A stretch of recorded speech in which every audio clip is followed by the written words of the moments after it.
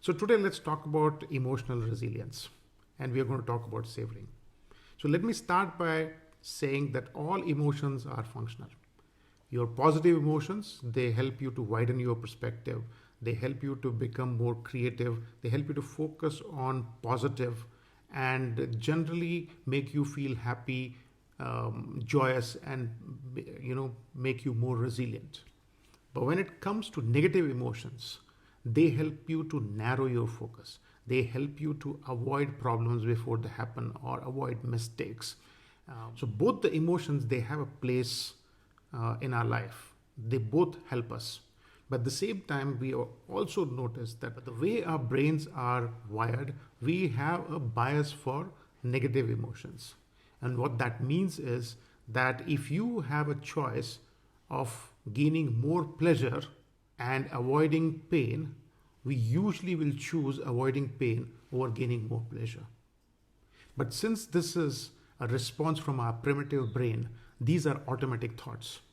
And if we continue to respond to to this negativity, we are going to shrink our possibilities. We are going to look only at what problems can come up.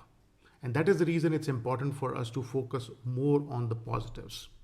And there have been more than 300 studies with about 300,000 people, which without a shred of doubt tell us that those people who focus on the positives, those who focus on the possibilities, they are much more well balanced and much more successful in their life. However, you want to measure your success in terms of finances, in terms of health, or your relationships. How can we create this bias for positivity? By savoring. So, savoring is one of the ways that we can create a bias for positivity. So, when we consciously, deliberately, and intentionally focus on all the things that are happening well in our life, and we make them a part of our psyche by continuously focusing on the positives, you are able to condition your brain to look for the positive by default.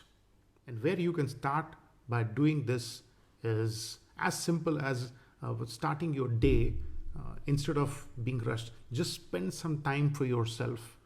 For example, I like to go sit in the balcony, feel the cool breeze, have a cup of tea or coffee, and feel the warmth in my hand as I'm drinking it, and just enjoying that moment. So just as a thought experiment, think of a positive experience that you have had in the past. It could be recently or sometime in the back.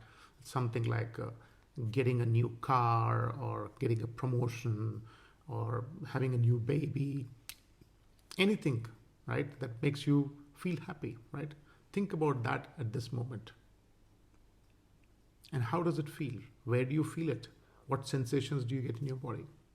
And in today's times, when we are working from home and meeting our colleagues virtually, we are, you know, there's a lot more focus on people asking each other, how are they feeling today? What's happening? Are they taking care of themselves, right? And we tend to talk about all the wrong things which are happening around us. Who is it that we have lost to this virus? Or what are the problems that we are facing because of not being able to lead our lives normally? It's important for us to focus and acknowledge what are the things which are happening good in our body, however small they are, right? So, for example, all the deliveries that are coming from Big Basket or any one of your key e-commerce suppliers, they seem to be taking an unusually long time. And when I wanted something, I called up Big Basket to snag same day delivery, and that was a positive. That was like a lottery. So share that with others. Share it with people.